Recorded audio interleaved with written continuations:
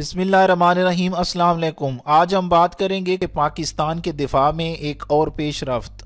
Video کے دوسرے حصے میں ہم بات کریں گے کہ امریکہ کے بحری جہاز بغیر اجازت کے چینی علاقے میں داخل ہو گئے تو چائنا نے آگے سے کیا جواب دیا۔ پاکستان سے متعلق لیٹسٹ ویڈیوز دیکھنے کے لیے ہمارے چینل کو سبسکرائب کر کے ساتھ گھنٹی کے نشان کو دبا دیں تاکہ آپ کو ہماری نئی آنے والی ویڈیو کے متعلق نوٹیفیکیشن ملتا رہے۔ پاکستان کے دفاع کو مضبوط بنانے کے حوالے سے آپ کو یہ بھی خبر دیتے چلیں کہ چین نے پاکستان کے لیے 4 جدید ترین جنگی بحری جہازوں کی تیاری شروع کر دی ہے جو گائیڈڈ میزائل سسٹم سے لیس ہوگا۔ دو طرفہ دفاعی معاہدے کے تحت پہلا جہاز تیاری کے آخری مراحل میں ہے۔ یہ چین کا پاکستان سے دوستی نبھانے کے لیے ایک بڑا قدم ہے۔ چائنا نے 4 جدید ترین جنگی بحری جہازوں کی تیاری شروع کر دی۔ چینی میڈیا کے مطابق جنگی بحری جہاز گائیڈڈ میزائل سسٹم سے لیس ہوگا جس میں ریڈار سے لے کر میزائل تک تمام سسٹم چینی ساختہ ہوگا۔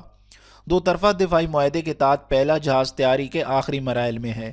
تیاری کے بعد اس جہاز کو پاکستان نیوی کا سب سے بڑا بحری جہاز ہونے کا اعزاز حاصل ہے۔ چین نے امریکہ کو تنبیہ کی ہے کہ وہ اشتعال انگیزی سے باز رہے۔ چین اپنے دفاع اور خود مختاری کے لیے تمام اقدامات اٹھائے گا۔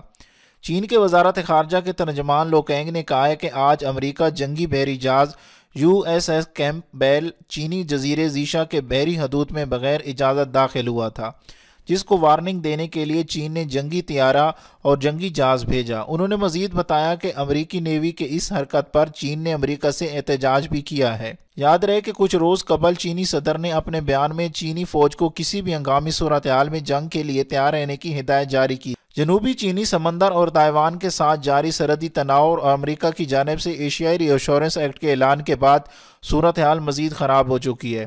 تائیوان اور چین کے مابین سرحدی تنازع جو کہ ایک لمبے عرصے تک جاری رہا ہے، چین تائیوان کو اپنا حصہ مانتا ہے اور اسی تناظر میں چینی صدر کی جانب سے تائیوان میں طاقت کے استعمال سے متعلق بھی بیان جاری کیا جا چکا ہے۔ امریکہ کی جانب سے ایشیا میں چین کے بڑھتے ہوئے اور امریکہ کے کم ہوتے ہوئے اثر و رسوخ کے جواب میں سے ایشیا ری ایشورنس ایکٹ پاس کیا گیا ہے، جس کے مطابق امریکہ تائیوان اور انڈیا سمیت کئی ممالک سے دفاعی معاشی تعاون بڑھانے کی کوشش کر رہا ہے، جس سے امریکہ چین کے تعلقات جو کہ پہلے معاشی تناؤ کی وجہ سے خرابی کا شکار ہو چکے ہیں، ان تعلقات میں مزید تناؤ پیدا ہو چکا ہے۔